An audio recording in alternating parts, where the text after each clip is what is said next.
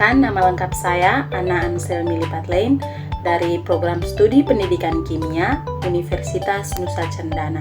Di sini saya akan memaparkan materi tentang titrasi asam basa. Yang pertama kita lihat teori asam basa.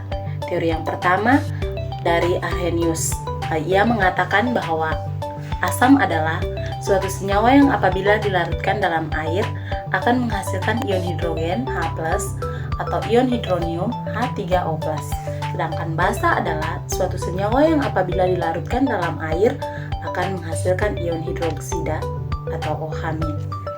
Teori yang kedua yaitu Bronsted-Lowry.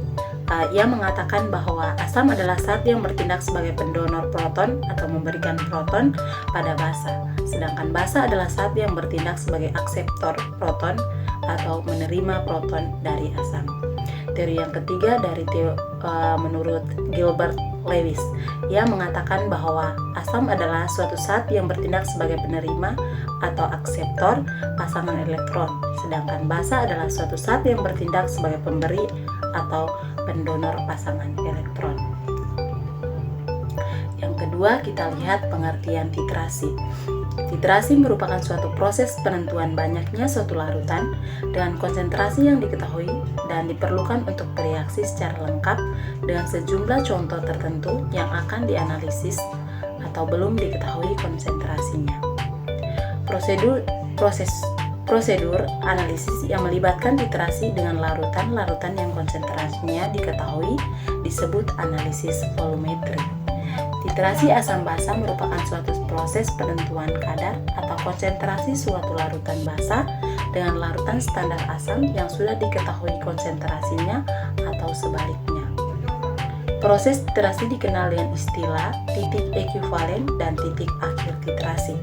Penambahan larutan standar dilakukan sampai mencapai titik ekuivalen, yaitu suatu keadaan pada saat asam dan basa tepat habis bereaksi. Titik ekuivalen dapat ditentukan dengan menggunakan suatu indikator yang harus berubah warna di sekitar titik tersebut. Titik pada saat perubahan warna indikator itu terjadi disebut titik akhir titrasi.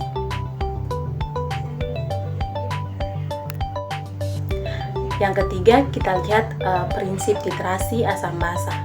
Titrasi asam basa melibatkan asam maupun basa sebagai titer ataupun titran. Kadar larutan asam ditentukan dengan menggunakan larutan basa atau sebaliknya. Titran ditambahkan titer tetes demi tetes sampai mencapai keadaan ekuivalen yang artinya secara stoichiometri titran dan titer tepat habis bereaksi. Dalam hal ini biasanya ditandai dengan berubahnya warna indikator. Keadaan ini disebut sebagai titik ekuivalen, yaitu titik di mana konsentrasi asam sama dengan konsentrasi basa, atau titik di mana jumlah basa yang ditambahkan sama dengan jumlah asam yang dinetralkan, atau konsentrasi H+ sama dengan konsentrasi OH-.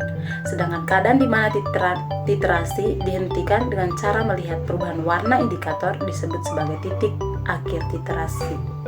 Titik akhir titrasi ini mendekati titik ekuivalen, tapi biasanya titik akhir titrasi melewati titik ekuivalen. Oleh karena itu, titik akhir titrasi sering disebut sebagai titik ekuivalen. Ada dua cara untuk menentukan titik ekuivalen pada titrasi asam basa, yaitu yang pertama, memakai pH meter untuk memonitor perubahan pH selama titrasi dilakukan. Kemudian membuat plot antara pH dengan volume titran untuk memperoleh kurva titrasi. Titik tengah dari kurva titrasi tersebut adalah titik ekuivalen.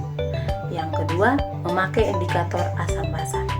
Indikator ditambahkan pada titran sebelum proses titrasi dilakukan. Indikator ini akan berubah warna ketika titik ekuivalen terjadi. Pada saat inilah titrasi kita hentikan. Yang berikut, yang keempat, kita lihat indikator asam basa. Indikator asam basa umumnya berupa molekul organik yang bersifat asam lemah dengan rumus HIN. Indikator memberikan warna tertentu ketika ion H+ dari larutan asam terikat pada molekul HIN dan berbeda warna ketika ion H+ dilepaskan dari molekul HIN menjadi IN-. Salah satu indikator asam basa adalah phenolphthalein atau PP. Indikator ini banyak digunakan karena harganya murah. Indikator PPI tidak berwarna dalam bentuk HIN atau asam dan berwarna merah jambu dalam bentuk basa. Berikut struktur phenolphthalein, teman-teman bisa lihat di slide gambar strukturnya. Yang berikut yang kelima, kita lihat jenis-jenis titrasi asam basa. Yang pertama, titrasi asam kuat, basa kuat. Pada proses titrasi asam kuat dan basa kuat, kedua larutan akan terionisasi secara sempurna. Hal ini disebabkan karena asam kuat dan basa kuat termasuk ke dalam larutan dengan kemampuan elektrolit kuat. Yang kedua, titrasi asam kuat dan basa lemah. Pada proses ini, titrasi asam kuat dan basa lemah tidak akan terionisasi secara sempurna. Hal tersebut disebabkan karena basa lemah masuk ke dalam larutan dengan kemampuan elektrolit rendah. Yang berikut titrasi asam lemah, basa kuat. Pada proses titrasi asam lemah dan basa kuat, asam lemah tidak akan terionisasi secara sempurna. Hal tersebut disebabkan karena asam lemah masuk ke dalam larutan dengan kemampuan elektrolit rendah. Yang berikut titrasi asam lemah, basa lemah. Untuk titrasi menggunakan asam lemah basa lemah jarang dilakukan karena larutan akan mengalami perubahan pH yang sangat singkat. Yang berikut kita lihat contoh reaksi. Yang pertama, asam kuat basa kuat. NaOH tambah H+ menghasilkan HCl tambah H2O. Yang berikut asam lemah basa kuat. Contohnya NaOH tambah CH3COOH menghasilkan CH3COOO Na tambah H2O. Yang berikut asam kuat basa lemah. Reaksinya HCl tambah NH3 menghasilkan NH4Cl. Yang terakhir asam lemah basa lemah. Contoh reaksinya NH3 tambah CH3COOH menghasilkan CH3COONH4. Demikian pemaparan materi titrasi asam basa dari saya.